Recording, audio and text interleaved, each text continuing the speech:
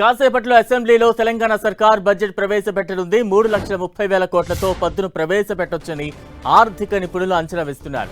కాసేపట్లో deputy CM Mallu Bhatti Vikramarka budget ప్రతులతో అసెంబ్లీకి చేరుకోనున్నారు. ఇప్పటికే ఆయన ప్రజాభవన్ నుంచి అసెంబ్లీకి బయలుదేరారు. అంతకుముందు ప్రజాభవన్లోని నల్లపోచమ్మ ఆలయంలో బడ్జెట్ ప్రతులను ఉంచి భట్టి పూజలు నిర్వహించారు. అనంతరం అసెంబ్లీకి బయలుదేరారు. కాసేపట్లో రాష్ట్ర కేబినెట్ సమావేశం ప్రారంభం కానుంది. ఇందులో బడ్జెట్కు ఆమోదం తెలపనున్నారు.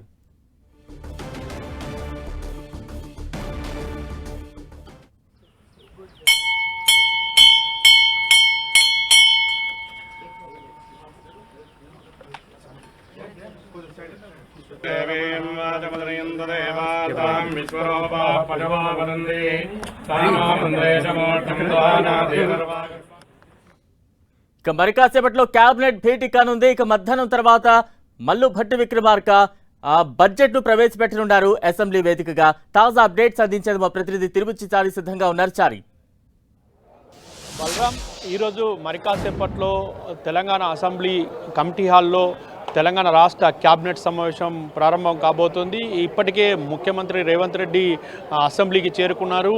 ఇక ఒకవైపు మరోవైపు ప్రజాభవన్ నుంచి మల్లు భట్టి విక్రమార్క ఇక్కడికి వస్తున్నారు. అయితే ఈరోజు మధ్యాహ్నం 12 గంటలకు అభిజ్ఞ ముహూర్తంలో ఒకవైపు అభిజిత్ ముహూర్తంలో ప్రత్యేకంగా తెలంగాణ రాష్ట్ర బడ్జెట్ను ప్రవేశపెట్టబోతున్న సందర్భంగా బడ్జెట్ పత్రాలకు ఉదయం ప్రజాభవన్లోని నల్లపోచమ్మ ఆలయంలో డిప్యూటీ సీఎం ఆర్థిక శాఖ మంత్రి భట్టి విక్రమార్క ప్రత్యేకంగా పూజలు నిర్వహించారు. ఈ సందర్భంగా ఒకవైపు పూజలు నిర్వహిస్తూ రాష్ట్రం సుభిక్షంగా ఉండాలంటూ ఆ సందర్భంగా ప్రత్యేకంగా పూజలు చేశారు. అయితే మరి కాసేపట్లోనే క్యాబినెట్ సమావేశం ప్రారంభం కాబోతుంది. ఈ క్యాబినెట్ సమావేశంలో తెలంగాణ రాష్ట్ర బడ్జెట్కు ఆమోదం లభించబోతుంది. అయితే 2025-26కు సంబంధించి 3,04,000 కోట్ల రూపాయల పైచీలకు బడ్జెట్ను గతంలో ప్రవేశపెడితే ఈసారి 10% పైగా ఈ బడ్జెట్ పెంపు ఉండబోతుందని చెప్పేసి ఆర్థిక నిపుణులు అంచనా వేస్తున్నారు. అయితే ఈసారి 3,26,000 నుంచి 3,30,000 కోట్ల వరకు బడ్జెట్ ఉండవచ్చని ఒకవైపు ఆర్థిక శాఖ నిపుణులు అంచనా వేస్తున్నారు. మొత్తానికైతే ఇప్పటికే బడ్జెట్లో అనేక అంశాలకు ప్రాధాన్యత ఇచ్చేందుకు తెలంగాణ రాష్ట్ర ప్రభుత్వం సిద్ధమైంది. ఒకవైపు భారత్ ఫ్యూచర్ సిటీకి పెద్ద ఎత్తున నిధులు కేటాయించే అవకాశం ఉంది. దీంతో పాటు ఇక మూసి పునర్జీవనానికి ప్రాధాన్యతనివ్వబోతున్నారు. దీనికి కూడా పెద్ద ఎత్తున నిధులు కేటాయించే అవకాశం ఉన్నట్లుగా మనకు సమాచారం అందుతుంది. దీంతో పాటు మెట్రో రైలు విస్తరణకు సంబంధించిన ప్రాధాన్యతను ఈ బడ్జెట్లో ప్రథమంగా ఉండబోతుందని తెలుస్తోంది. మెట్రో రైలును విస్తరించి రవాణా సేవలను మరింత మెరుగుపరిచేందుకు ప్రభుత్వం పెద్దపీట వేయబోతుంది. ఇటు మహిళా సంక్షేమం, అదేవిధంగా మహిళా సంక్షేమానికి పెద్ద ఎత్తున నిధులు కేటాయించడంతో పాటు ఇక విద్యకు అధిక ప్రాధాన్యత ఇవ్వబోతున్నారు. ఇక ఇప్పటికే పాఠశాలలు, అదేవిధంగా ఇతర రెసిడెన్షియల్ స్కూళ్లలో ఏదైతే మధ్యాహ్న భోజన పథకంతో పాటు ఇటు అల్పాహారానికి సంబంధించిన విషయంలో ఈ క్యాబినెట్ సమావేశంలో నిర్ణయం తీసుకున్నదే కాకుండా ఈసారి బడ్జెట్లో కూడా పెద్ద ఎత్తున నిధులను కేటాయించబోతున్నట్లుగా మనకు సమాచారం అందుతుంది. దీంతో పాటు ఇక ప్రధానంగా ఇరిగేషన్ రంగానికి సంబంధించి ఏదైతే పెండింగ్గా ఉన్న పాలమూరు రంగారెడ్డి ప్రాజెక్టు కానీ, ఎస్ఎల్బిసి టన్నెల్ కానీ, అదేవిధంగా కాళేశ్వరం సంబంధించిన మరమ్మతులకు సంబంధించిన అంశంలో కానీ ఈ బడ్జెట్ సందర్భంగా ప్రధానంగా నిధులను కేటాయించి వాటి మెయింటెనెన్స్కి సంబంధించిన విషయాలను కూడా అత్యంత ప్రాధాన్యతను రాష్ట్ర ప్రభుత్వం ఇచ్చే అవకాశం ఉన్నట్లుగా మనకు తెలుస్తోంది. దీంతో పాటు మహిళా శిశు సంక్షేమానికి కూడా అధిక ప్రాధాన్యత ఇవ్వాలని కూడా రాష్ట్ర ప్రభుత్వం భావిస్తుంది. మరొక వైపు వీటితో పాటు ఇంకా అనేక రంగాలు, ఇటు ఇండియన్ ఒకవైపు రెసిడెన్షియల్ స్కూల్స్, మరొక వైపు అటు యంగ్ ఇండియా స్కూల్స్, స్కిల్స్ యూనివర్సిటీకి ఎక్కువగా ప్రాధాన్యత ఇచ్చే అవకాశాలు ఉన్నట్టుగా తెలుస్తోంది. మొత్తానికైతే ఈ బడ్జెట్లో అన్ని వర్గాల ప్రజలకు పెద్దపీట వేసేందుకు అవసరమైన విధంగానే ఈ బడ్జెట్ రూపకల్పన చేస్తున్నామంటూ కూడా ఇప్పటికే రాష్ట్ర ప్రభుత్వం ప్రకటించింది. దీనికి అనుగుణంగానే బీసీలకు కూడా ఈసారి బడ్జెట్లో నిధులు కేటాయించే అవకాశం ఉన్నట్లుగా మనకు ప్రత్యేకంగా తెలుస్తుంది. బలరాం, సరే, అంటే గత బడ్జెట్లతో పోలిస్తే ఈ బడ్జెట్ ఎంత ప్రతిష్టాత్మకంగా ప్రభుత్వం తీసుకుంది, ఎంత జాగ్రత్తతో ఈసారి బడ్జెట్ స్వరూపాన్ని డిజైన్ చేశారు? ప్రధానంగా రాష్ట్ర ప్రభుత్వం 2047 టార్గెట్గా ఒకవైపు రైజింగ్ తెలంగాణ పేరుతో రాష్ట్ర ప్రభుత్వం ముందుకు వెళ్లేందుకు సిద్ధమైంది. ఇందులో భాగంగా 2034 కల్లా 1 ట్రిలియన్ ఎకానమీ వ్యవస్థను రూపొందించేందుకు అవసరమైన విధంగా రాష్ట్ర ప్రభుత్వం ప్రణాళికలు రూపొందిస్తుంది. ఇందులో భాగంగానే పెద్ద ఎత్తున నిధులను పెంపుడు కానీ, ఆదాయాన్ని రాబట్టుకోవడం కానీ, ఖర్చు చేయడం కానీ దానిపైన కూడా దృష్టి పెట్టిందని చెప్పుకోవచ్చు. అదేవిధంగా 2047 కల్లా $3 ట్రిలియన్ ఆర్థిక వ్యవస్థను రూపొందించేందుకు అవసరమైన ప్రణాళికతో ముందుకు పోతుంది. దీనికి అనుగుణంగానే ఈ బడ్జెట్ రూపకల్పన చేసిందని మనకు సమాచారం అందుతుంది.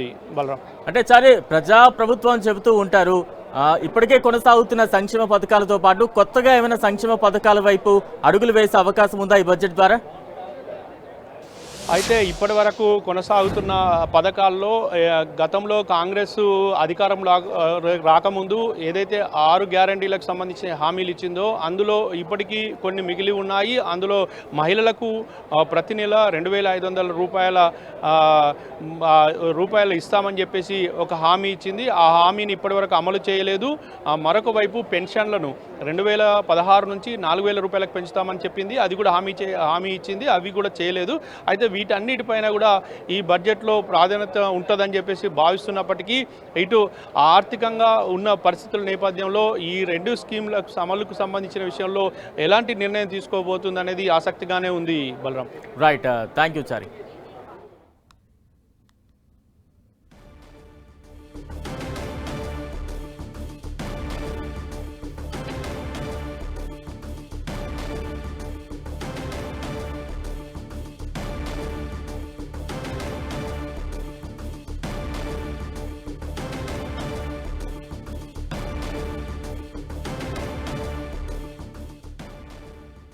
మధ్యాహ్నం 12 గంటల ప్రాంతంలో అసెంబ్లీలో బడ్జెట్ను ప్రవేశపెట్టనున్నారు డిప్యూటీ సీఎం ఆర్థిక మంత్రి మల్లు భట్టి విక్రమార్క.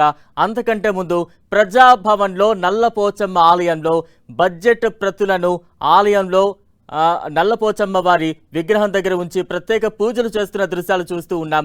ఇప్పటికే మల్లు భట్టి విక్రమార్క ప్రజాభవన్ నుంచి అసెంబ్లీకి చేరుకున్నట్టు తెలుస్తోంది. మరి కాసేపట్లో కేబినెట్ సమావేశం కూడా కాబోతోంది. కేబినెట్ సమావేశంలో బడ్జెట్కు సంబంధించి ఆమోదాలు లభించే అవకాశం ఉన్నాయి. అంతకంటే ముందు ప్రజాభవన్లో బడ్జెట్ ప్రతులకు సంబంధించి ప్రత్యేక పూజలు చేస్తున్న దృశ్యాలు కూడా ప్రస్తుతం మన స్క్రీన్ మీద చూస్తూ ఉన్నాం.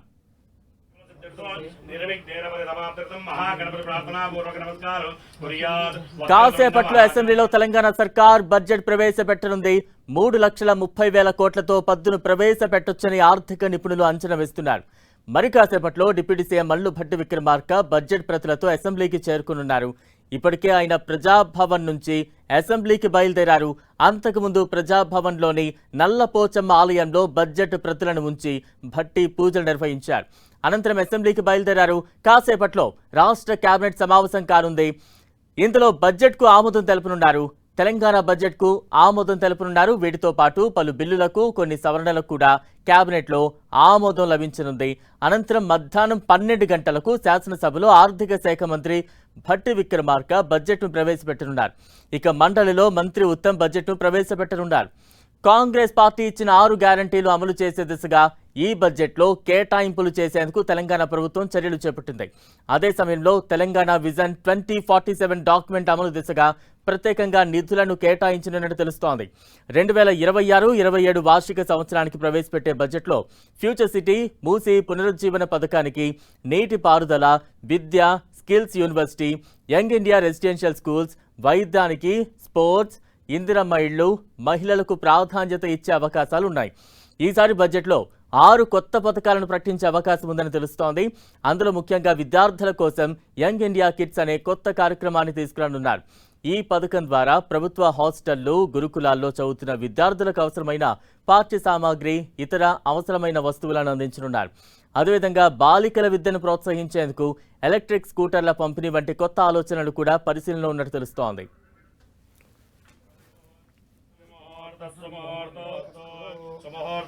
सूर्यादीनां नवानां ग्रहाणां अत्यंत आनुकूल्यता